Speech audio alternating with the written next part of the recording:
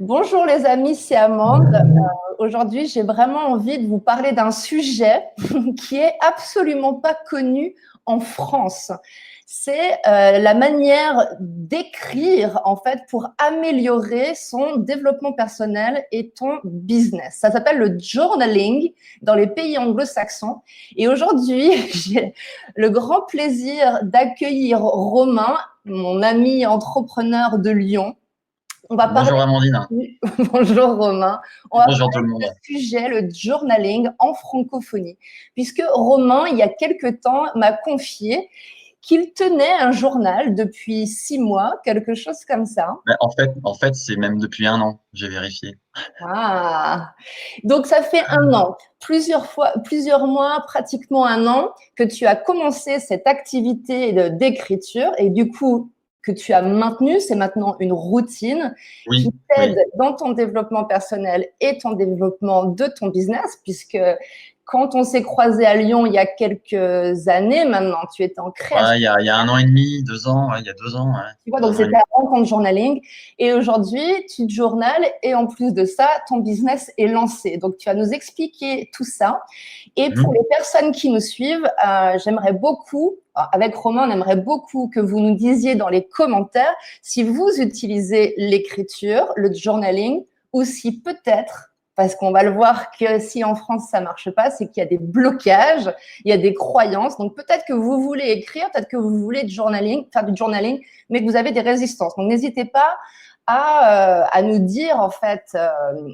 Voilà, moi j'ai plein d'astuces pour pouvoir utiliser ce journaling et avoir des résultats assez bluffants. Moi, ça fait 2 ans, plus de 2 ans depuis que je suis en Asie, depuis que j'ai quitté la France, et c'est grâce à ça que j'ai pu m'installer notamment ici à Bangkok, mais aussi que j'ai pu lancer des masterminds en 2018 et mes événements que j'organise tous les mois à Bangkok. Voilà, on va en parler un petit peu.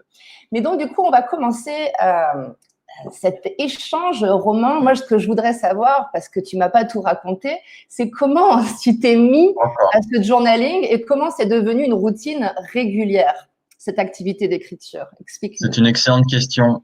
J'ai toujours aimé les mots. Quand j'étais en primaire, je me souviens avoir participé à un concours de poésie en CM2 Mmh. et j'avais été dans les premiers. Mmh. Ensuite, j'étais bon en rédaction au collège. Mmh.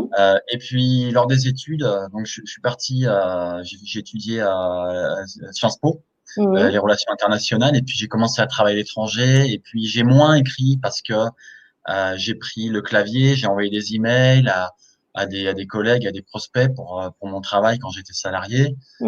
dans le cadre de mes activités professionnelles précédentes.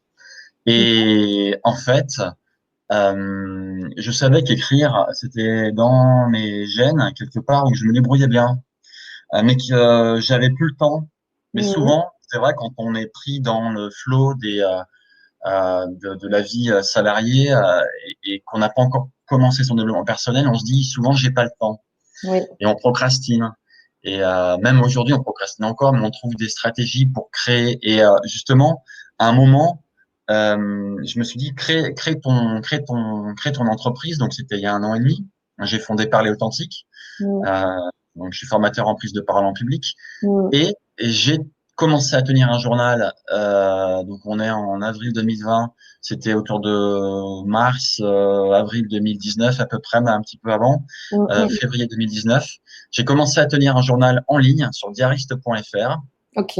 Et puis, en fait, je suis passé petit à petit à l'écrit, euh, puisque j'ai suivi une formation d'un blogueur américain qui s'appelle Benjamin Hardy, Journal Mastery, où il Mmh. explique comment il faut utiliser l'écriture personnelle dans un journal matin et soir, matin ou Manuscrite, hein. soir. Quand tu dis que tu es passé à l'écrit, tu es passé à l'écriture manuscrite. C'est ça. Ouais, j'ai pris Carnet un stylo. stylo, j'ai ouvert un cahier. Voilà, retour à l'école. Mmh. Alors, la question que j'ai envie de te poser tout de suite, c'est est-ce que Ouais. le journaling et l'écriture, développement personnel et professionnel, c'est uniquement pour les personnes qui aiment écrire depuis l'enfance ou qui ont cette facilité d'écriture? Est-ce que c'est quelque chose qui est vraiment pour eux uniquement ou est-ce que c'est quelque chose qui peut être accessible à tous? En fait, c'est pour tous ceux et toutes celles qui ont qui aimerait savoir comment ça se passait. Parce que justement, si on a des idées qui partent dans tous les sens, Mm. qu'on est dans un mauvais jour, poser quelques phrases courtes, même avec des mots qui déchirent un peu l'atmosphère, qui déchiraient l'atmosphère si on les disait à Ouais. l'oral, Mm. si on les écrit sur un cahier, son petit cahier, ça va mieux. Voilà. Mm. Et Ouais, j'aimerais que tu me parles justement de la puissance des mots parce que on va parler de deux choses. On va parler de comment tu t'en sers pour toi personnellement et comment tu t'en sers dans ton business. Mais il y a énormément de bénéfices. On en a parlé tout à l'heure. Il y a énormément de bénéfices au journaling et il y en a tellement qu'on ne pourra pas tous les mentionner aujourd'hui. Mais d'un point de vue développement personnel, toi, on a tous des pratiques de développement personnel. Quels sont les bénéfices que l'écriture et le journaling t'apportent? Voilà, les top bénéfices que ça t'apporte, les plus gros. alors, le premier, c'est la clarté Ouais. des idées, la clarté des pensées, Mm, s'exprimer clairement, faire mm, comprendre ce qu'on ressent. mm, Déjà, d'abord à soi-même. oui. Et ensuite, ça permet de développer une habitude, une routine. Mm, Et en fait, c'est une habitude qui est moins difficile à ancrer que d'autres. mm, Si par exemple vous deviez faire 50 burpees tous les matins et que il faudrait que ce soit une habitude à ancrer, ça sera peut-être, ça piquerait un peu au début. mm, mm, Alors que s'acheter un cahier tout simple et puis prendre un stylo et noircir une page. Quand je dis noircir, d'ailleurs, ça peut faire peur. Non, poser des mots, écrire sur une page, tout simplement. mm, Ça permet de s'y remettre régulièrement et de laisser le cahier sur son bureau comme un nudge, une mm, incitation à y retourner le soir ou le lendemain. mm, Et également, je dirais, troisième bénéfice, euh, ça permet de savoir s'écouter. C'est un peu de la méditation. mm, Je médite souvent. Enfin, je le fais de plus en plus souvent. Et c'est une forme de méditation dans le sens où tu t'écoutes écrire, tu te regardes écrire. mm, Euh, ça te reconnecte à ce que ta journée en fait.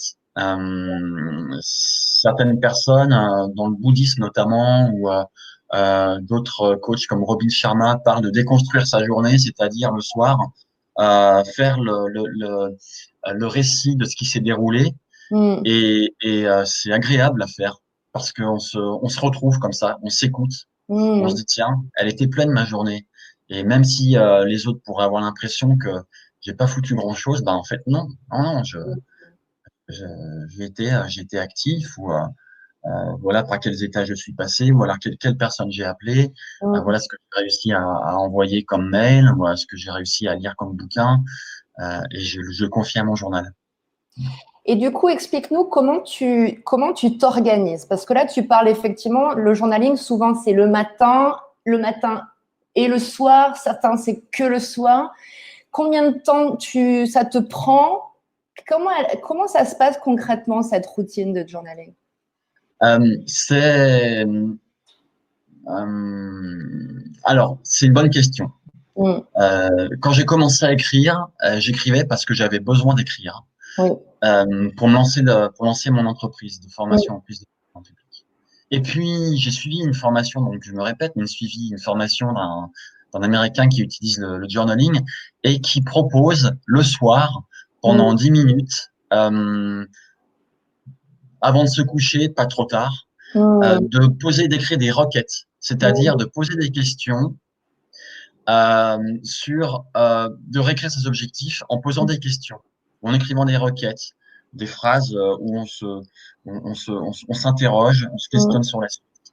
Ok. Et le lendemain, tu écris. Pourquoi? Parce que tu as dormi avant Oui. et que ton cerveau a fait des liens. Ton inconscient. Voilà. Et il propose d'écrire le matin tôt, quand le cerveau est encore sur les ondes θ, les ondes les plus faibles, qui émettent le plus faible, comment dire, qui émettent Mm. sur la fréquence la plus faible.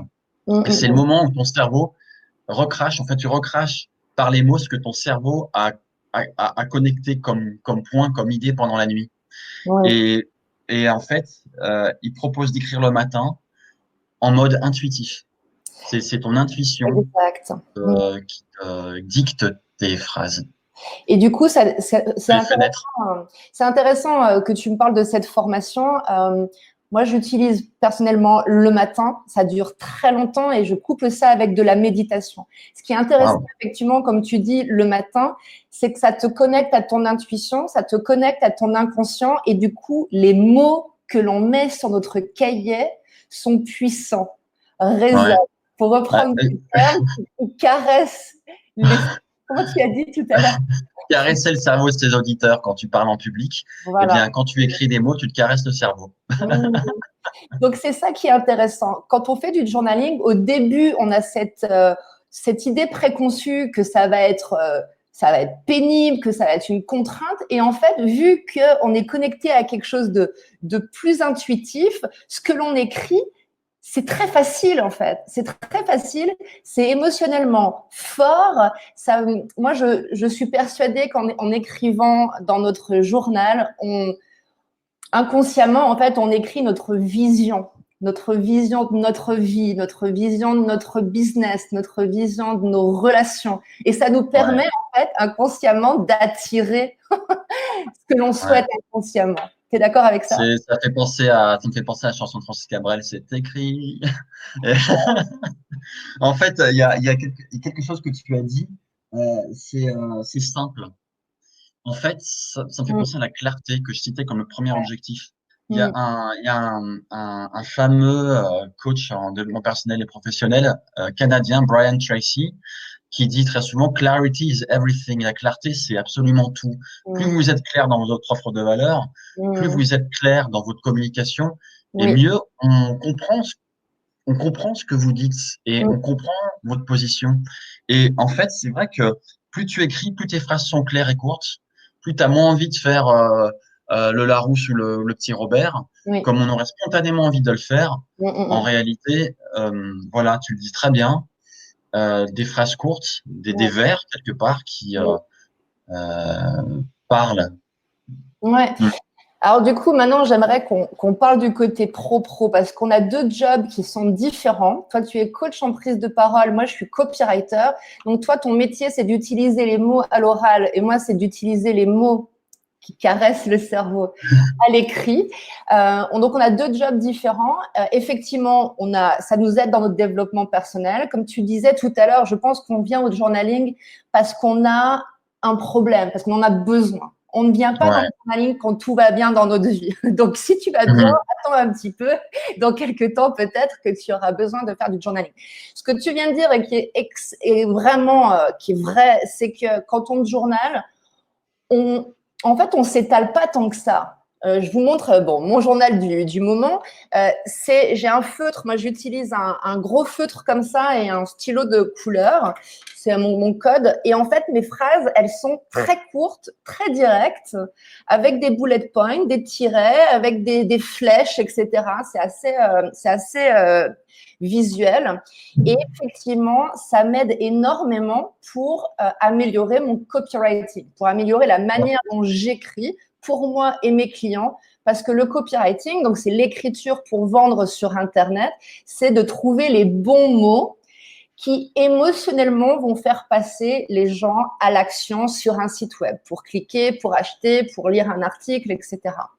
Moi, je voudrais qu'on parle, Romain, de cette étude aux États-Unis. Encore une fois, le journaling est très, très, très utilisé et tout à fait banalisé, normalisé dans les pays anglo-saxons. Et il y a même une étude très sérieuse sur les top leaders, les millionnaires et les milliardaires. Quelles sont les habitudes de ces top performers, de ces managers, de ces leaders et de ces milliardaires? Et comme on commence à le savoir, on sait que les milliardaires, ils passent à peu près 5 minutes tous les matins avec eux-mêmes. Et on sait aujourd'hui que les grands de ce monde méditent.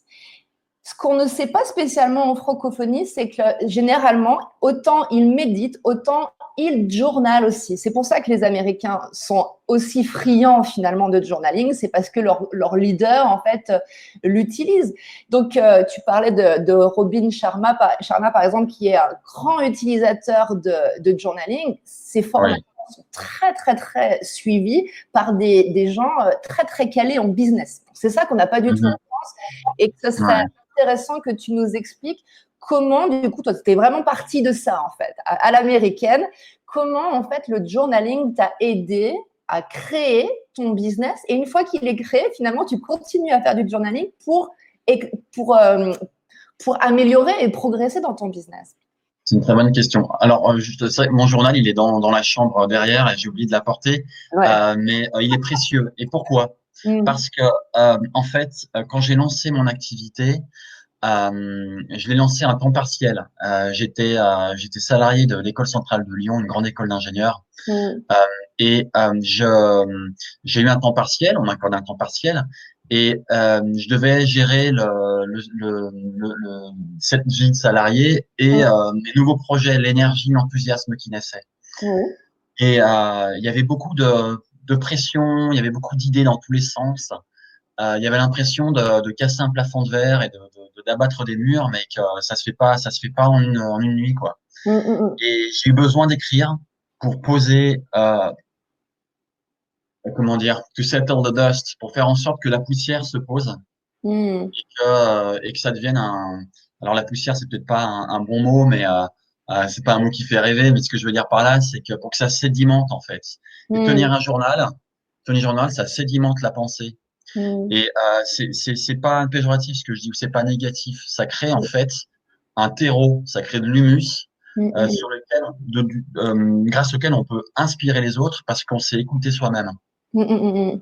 Et comme je suis dans la prise de parole, je dis très souvent en formation que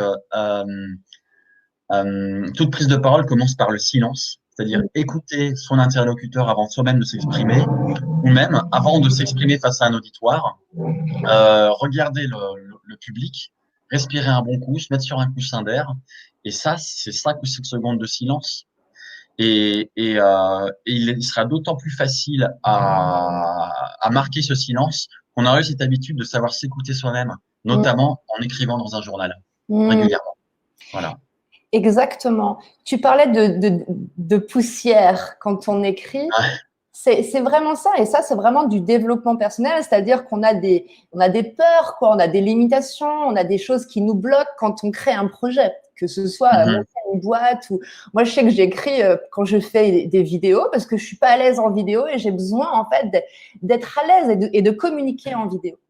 Et du Mhm. coup, j'écris, c'est un exemple que je vous donne, j'écris en fait pour dire, OK, c'est quoi les petites poussières? C'est quoi toutes ces petites gênes en fait qui me font procrastiner? Parce que si on a envie de monter une boîte, on a envie de faire des vidéos, c'est qu'il y a quelque chose qui nous appelle. Notre cœur, il a envie de partager quelque chose. Donc, c'est quand même dommage Ouais. d'être embêté par ces petites poussières. Donc, là, c'est vraiment le côté… moi, j'appelle ça de l'écriture thérapeutique, tu vois. C'est que des fois, je prends conscience en écrivant que je suis gênée par des conneries, quoi, tu vois, des conneries qu'on t'a mis Mhm. dans la tête quand t'es petit, du coup, voilà, t'es pas assez bien, etc. Et ben non. Moi, dans mon Ouais. cahier, il me permet d'enlever ces costumes, d'enlever ces masques du t'as pas le droit, c'est pas ta place, où tu vas pas être aimé, des choses toutes bêtes qu'on a tous inconsciemment. Ouais. Donc, c'est comme ça que j'interprète ton côté sédimenté et faire tomber la petite poussière. Mm.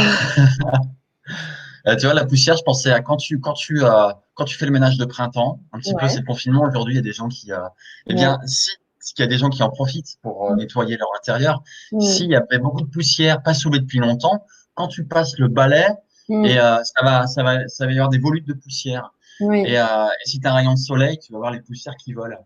Et tu te dis, Mm. c'est des petites idées, en fait, les particules fines de ta pensée quelque part. Et en Mm. fait, écrire dans un journal, ça permet de poser tout ça.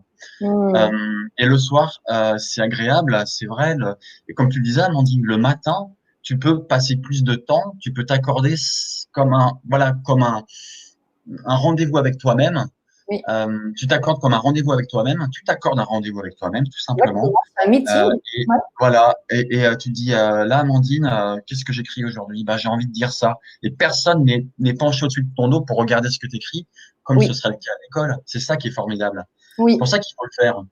Voilà. Ouais, moi, je trouve que ça, c'est important. C'est comme si on était notre propre coach, tu vois. Mhm. Il n'y a personne qui Mhm. va lire ce qu'on écrit. Personne ne va juger. Parce que des fois, on écrit des trucs, En l'écrivant, on se dit, ouh là là, je vais un petit peu trop loin. Mais même si tu vas trop loin, tout le monde s'en fout, personne ne va le Exactement. Tu sais quoi? Il y a même des personnes qui parlent de tenir un journal et qui le font lors d'événements. Il y a eu un événement à Lyon il y a un mois et demi, organisé par un ami Wesley, qu'on connaît toi et moi, Oui. qui est copywriter aussi, il est rédacteur web. Mm. Et il y a quelqu'un qui dans le public a dit que pour lui, écrire, c'est comme faire caca, c'est-à-dire que c'est un peu les chiottes du cerveau, ça lui permet de poser tout ce qu'il a digéré, tout ce qui transite, et Oui, le pose sur le papier. Et ça lui fait du bien. c'est de la digestion, mais exactement, c'est pour améliorer le transit. Exactement. Dit to declutter the mind, tu vois, pour Ouais, désencombrer l'esprit. Moi, je l'utilise parfois quand j'ai des douleurs physiques ou tu sais, tu as des angoisses, tu as des choses qui sont bloquées dans le corps. Du coup, je dégage ça. Quand j'ai une épaule qui est bloquée, je communique avec mon corps. Des choses comme ça. oui. Ça peut être pas mal au ventre, effectivement, il y a un truc qui est bloqué. Donc voilà, c'est vraiment aidant par rapport à ce qui nous gêne ou quoi. Ouais. Et je voulais rajouter quelque chose, c'est que en fait, ce dont on parle est merveilleux et fait rêver. Mm. Et pourtant, il n'y a que, par exemple, 1 mètre entre toi et un stylo sur ton bureau et un Mm. cahier. Oui. Et en fait, si on parle avec beaucoup d'enthousiasme de ça, c'est qu'au début, on a eu cette idée, on a fait ce geste de prendre un cahier, de l'ouvrir, de prendre un stylo et d'écrire. Et ça se fait en 5 secondes. Et il n'y a rien de magique, mais il faut s'y tenir. Et Mm. comment dire, dans la persévérance avec soi-même Mm. qu'on Mm. avance. Et franchement, les résultats sont impressionnants parce que moi, par exemple, ça me permet de me sentir à l'aise en vidéo de plus en Mm. plus quand j'anime des cours en ligne Mm. avec le confinement.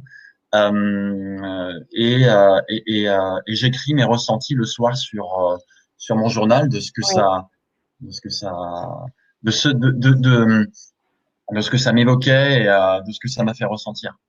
Oui, Voilà. et en business, on a des résultats, moi je trouve, qui sont significatifs grâce au journaling. Moi, par exemple, quand j'ai écrit mes 2 masterminds que j'ai fait en Thaïlande en 2018, au début, ce que j'écrivais dans mon cahier, c'était complètement dingue. C'est-à-dire que moi, copywriteuse, qu'est-ce que je vais faire venir des francophones en Thaïlande pour une semaine sur une île? Et en fait, en l'écrivant, tu t'enlèves tes prétextes à la con. Et c'est là que j'aime bien ton idée de poussière ou de Ouais, désencombrer tout ça. Là. On a des blocages dans la tête, on a des blocages dans notre ouais, entourage, on a des blocages, oui, ouais, interview. Et en fait, plus tu te journales, moi en ce moment, je suis en train de journaler les événements d'écriture et de copywriting authentique que je vais faire en Thaïlande. Ça va être ouais. un truc de malade après ce confinement. Il n'y aura pas beaucoup de place, donc si vous êtes intéressé, vous me le dites en commentaire. Mais ça te permet en fait de te connecter à l'abondance. Ça, c'est très Ouais, ouais, important ouais, de le ouais. dire. Complètement d'accord. Complètement L'abondance, c'est d'accord. du développement personnel et c'est du développement business. C'est de la croissance personnelle et de la croissance business. Et c'est comme si tu avais un coach ou un psy gratuit, comme tu dis, D'accord. Complètement d'accord. avec un pauvre stylo que tu as acheté au Super U, tu vois. Et en fait, Mhm. connecte à ce que ton intuition, elle aimerait que tu fasses. Si aujourd'hui, tu es coach Ah, en prise de parole, peut-être que dans 5 ans, tu es supposé évoluer, faire quelque chose de complètement fou et qu'aujourd'hui, tu sais pas pourquoi, tu as des choses qui te bloquent. Et ben, en les écrivant, tu vas te dire, ben, en fait, c'est rien du tout. Donc, je mhm. prends action. Ouais, Intuition, et ensuite, c'est action. Pour moi, le journaling, c'est pas juste se reconnecter avec soi, c'est de connecter l'intuition avec une action consciente. Et notre business ou nos relations nous permettent de concrétiser, en fait. c'est très intéressant ce que tu dis parce que quand on a une intuition, parfois on va être hacké par son cerveau. Oui, Comment faire pour garder le cap et pas aller s'acheter un sneakers à côté, par exemple? oui. Oui. On peut, mais si on répète ça tout le temps, on va jamais passer à l'action. Ouais. Personnellement, en fait, je respire un grand coup, comme en prise de parole en public de s'exprimer à un auditoire. La respiration est le carburant de la voix.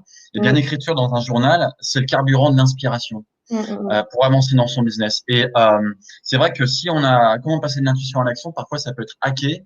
Et bien se dire que finalement, simplement faire 2 minutes et que le bénéfice il sera déjà grand. Que la récompense, elle arrivera dans 2 ou 5 minutes. Puis si on écrit plus un quart d'heure, 20 minutes, ben dans un quart d'heure ou 20 minutes. Et que plus on repousse l'échéance et plus on a envie d'être récompensé. Et en fait, on prendra du plaisir à écrire.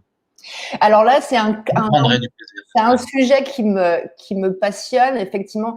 L'écriture, comme on disait tout à l'heure, nous, c'est des choses qui peut-être nous plaisaient, où on était plutôt à l'aise quand on était à l'école, tout ça. Et pour beaucoup de personnes, c'est pas connecté à du plaisir. Je sais pas pourquoi. Il y a des personnes qui ont des résistances. Et d'ailleurs, toi qui regardes la vidéo, si tu peux me dire, en fait, en commentaire, ce qui te bloque. Parce que, en fait, quand on se plonge dans le journaling et quand on se plonge dans notre histoire, dans notre vision, dans nos projets, dans nos rêves, dans notre relation idéale avec notre mère, notre chérie, etc., on prend un plaisir dingue, en fait. Et souvent, moi, je me dis, bon, bah, je vais faire mes 5 minutes, comme mes 5 minutes de méditation, je vais faire 5 minutes de journaling où je le fais en même temps. Et en fait, au bout des 5 minutes, j'ai qu'une envie, c'est de continuer. Et c'est ça pour plein de choses, en fait, de croissance personnelle. C'est que, comme de faire du sport ou du yoga, c'est qu'au début, on n'en estime pas le besoin parce qu'on est pollué par ça sert à rien ou ça va pas me servir. Et au bout d'un moment, quand on commence à voir les résultats, ça devient une routine. Moi, les jours où je ne journale pas, je sais que ma journée, elle n'est pas aussi optimale. Je ne sais pas si c'est le cas pour toi. C'est vrai parce que en fait, oui, oui. Alors, c'est pertinent ce que tu dis. Certains qui tiennent un journal, au début, j'ai beaucoup suivi Olivier Roland qui parlait, il tenait un journal aussi. Il disait que c'était pas grave si un matin ou deux ou trois dans la semaine, il avait pas le temps de tenir son journal. Il jouait l'empathie avec son public qui découvre le développement personnel. Moi, c'est vrai que chaque matin, j'essaie de le faire pour être encore plus performant. Enfin, du moins pour avoir les idées toujours claires. C'est ça l'idée.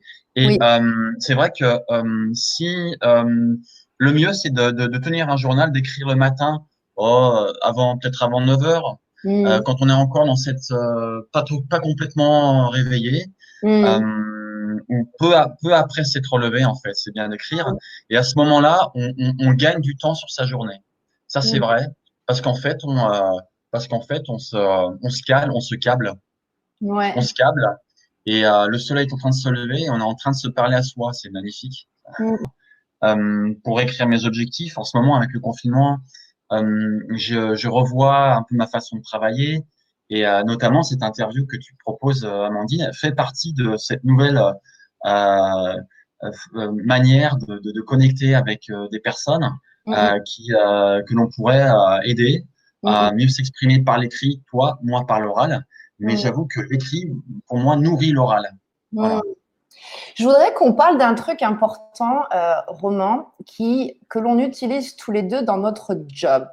C'est l'écriture comme préparation. L'écriture, je ne sais pas si tu as lu ce concept de journaling américain qui différencie le writing process et le writing product. Quand on fait, par exemple, une conférence ou du copywriting ou un article de blog, c'est un produit d'écriture que l'on va partager. Oui. Mais si on utilise… moi, j'ai jamais vu quelqu'un qui écrivait, qui balançait un truc comme ça. Peut-être qu'il y en a certains qui le font. Moi, je pars du principe que quand on échange une idée, un écrivain, par exemple, il publie pas directement son bouquin. Il y a une écriture process, il y a un procédé d'écriture en amont. J'imagine qu'un conférencier, c'est pareil. Dans le copywriting, on écrit, mais parfois, c'est pas structuré, cette partie process. Et le journaling est vraiment une méthode assez dingue, en fait, pour structurer la partie aval. Et plus on s'approprie notre propre procédé, plus on va être pertinent dans notre conférence ou notre copywriting. C'est exactement ça.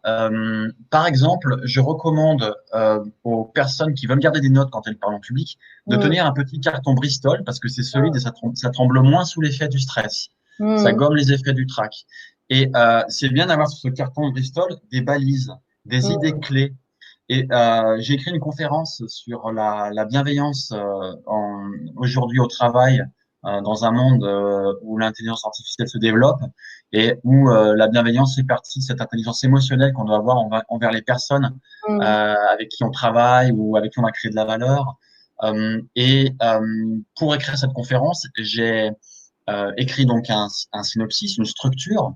Euh, mm, tenir un journal m'a aidé à persister, à créer du contenu de valeur. mm, Et alors personnellement, je ne tiens pas des notes en main quand je parle en public, mais je recommande à celles et ceux qui veulent se lancer de noter des balises et d'avoir des notes qui leur permettent, si jamais ça peut arriver, euh, elles parlent et qu'elles cherchent leurs mots, bah, de mm, regarder le carton. Et puis il y a une conférence de Laura Sheehan, une conférence TED, Laura Sheehan, Sheehan, à mm, Hanoï, conférence TED à Hanoï en 2014, où elle parle de son évolution professionnelle. Elle était avocate et elle est allée au Vietnam suivre son mari. Elle a trié du courrier et tout ça. Bref, je vais pas mm. dans les détails, mais elle parle en public. Elle a des notes au début et quand elle raconte sa vie, elle regarde pas ses notes parce que elle l'a dans ses cellules. Par contre, au moment où elle commence à donner des statistiques pour apporter un peu de logos et d'arguments logiques, elle commence à regarder les balises qu'elle s'était mises pour être sûre de pas dire n'importe quoi. Et Mm, comme quoi l'écrit et l'oral, il y a un lien. Et mm, comme tu le disais si bien, Amandine, eh bien ouais, c'est un peu ça le process, le product. Sauf que dans mon métier, le product, c'est la conférence, oui, c'est le discours, c'est chercher un troisième mot, mais c'est la prise de parole, tout simplement. oui. Mhm.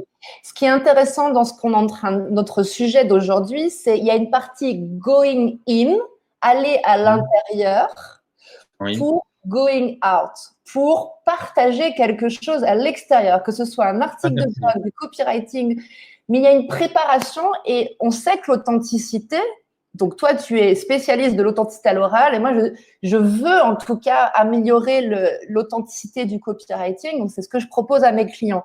Et on sait que l'authenticité, c'est quelque chose qui vient de l'intérieur.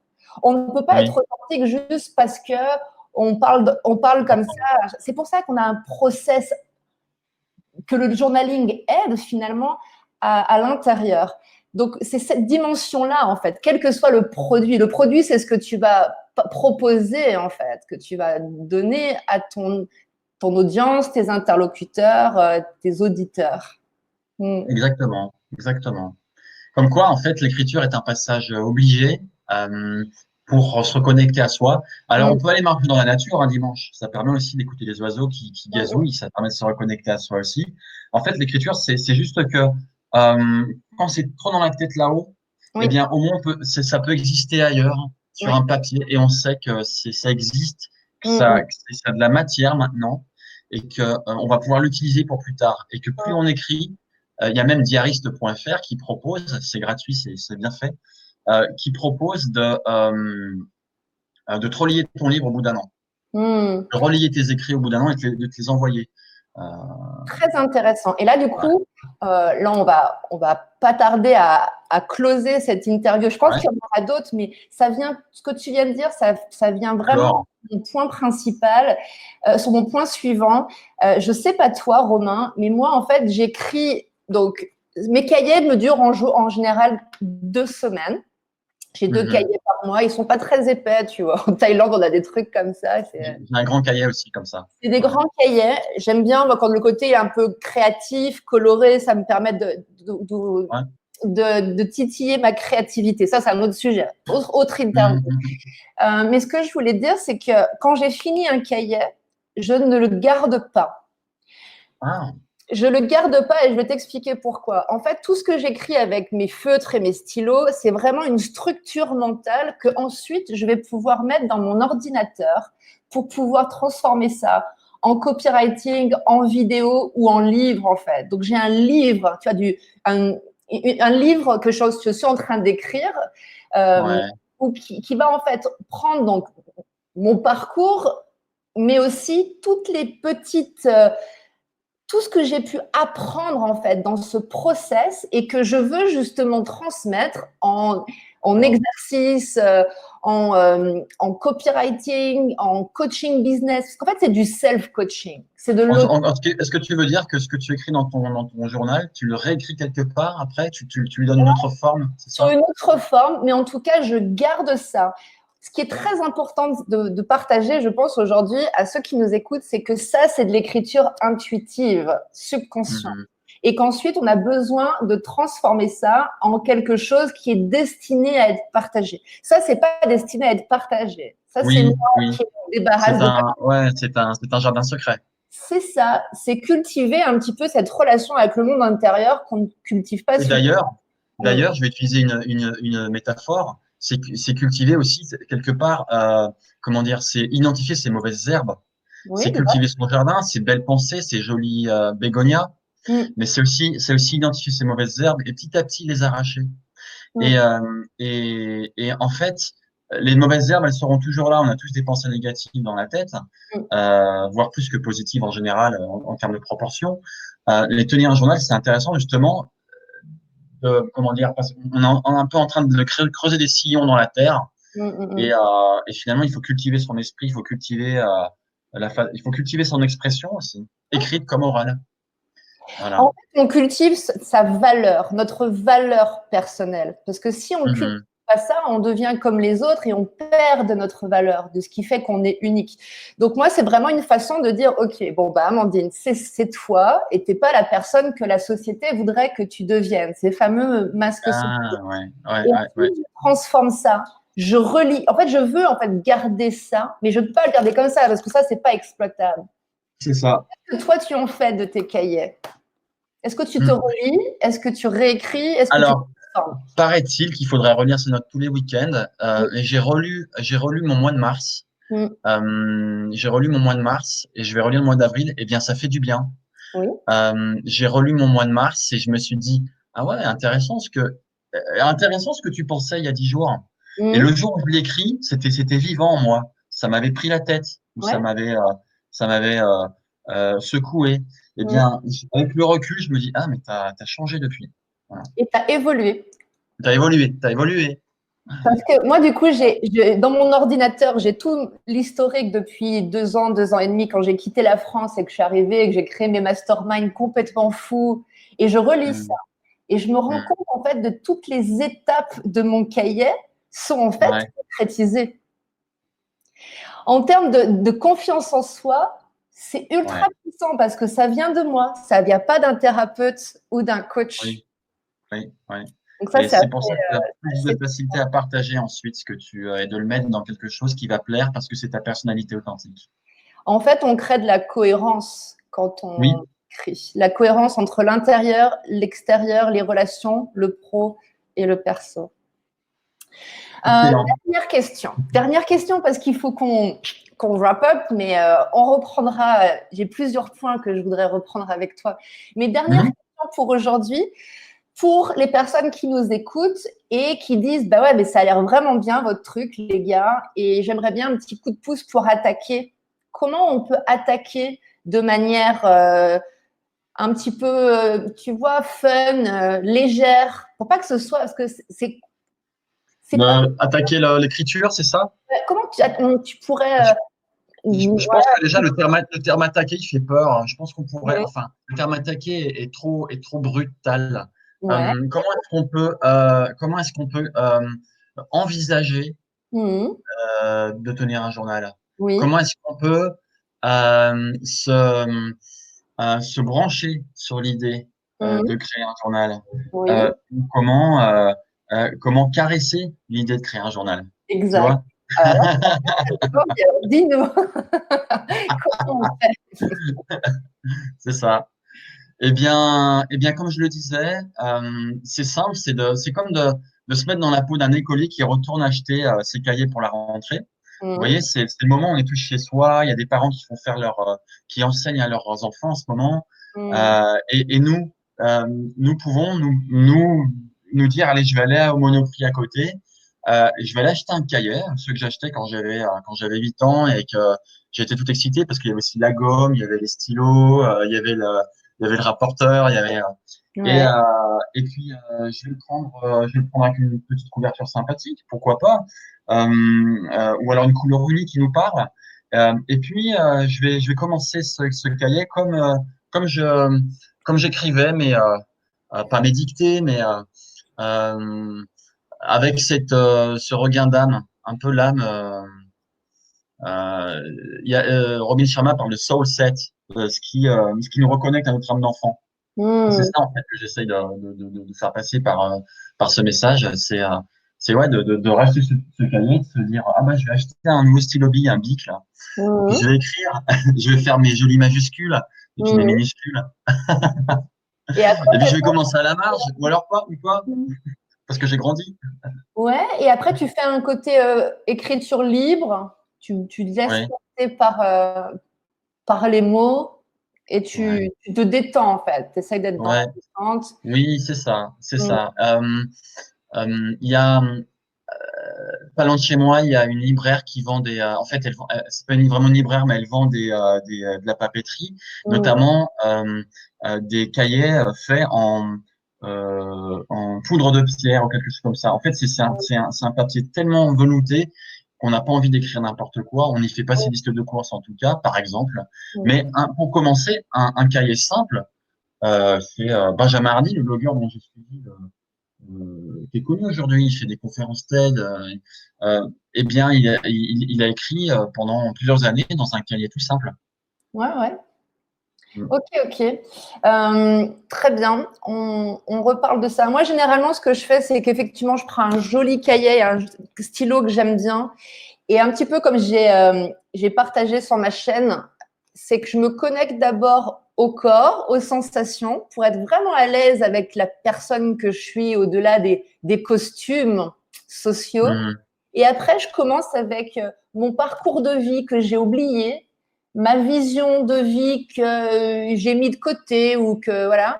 Et j'enlève en fait tout ce qui n'est pas ce que je veux vraiment. Et je m'autorise en fait à écrire, mais vraiment ce qui me fait le plus vibrer émotionnellement. Ouais. Et, Dans... et c'est pertinent dans ton corps. Et je pourrais même conclure en donnant une petite pépite. Mhm. Euh, s'il y a quelque chose qui te fait encore pleurer, écris-le soigneusement. Oui. C'est-à-dire que il y a des blessures ou des petites anicroches ou des choses qui vous restent dans l'esprit parce que ça vous fait encore, quand vous prenez votre café avec des amis et que c'est quelque chose que vous avez en tête et à un moment qui vous coupe de la conversation parce que ça reste depuis longtemps, eh bien, si ça te fait encore pleurer intérieurement, écris-le soigneusement. Mhm. Et Ça je va vais aller mieux. répéter ce que tu viens de dire. S'il y a des choses qui vous font pleurer de joie, Ah, alors écrivez-le. oui, encore plus. Ah bah oui, bien sûr.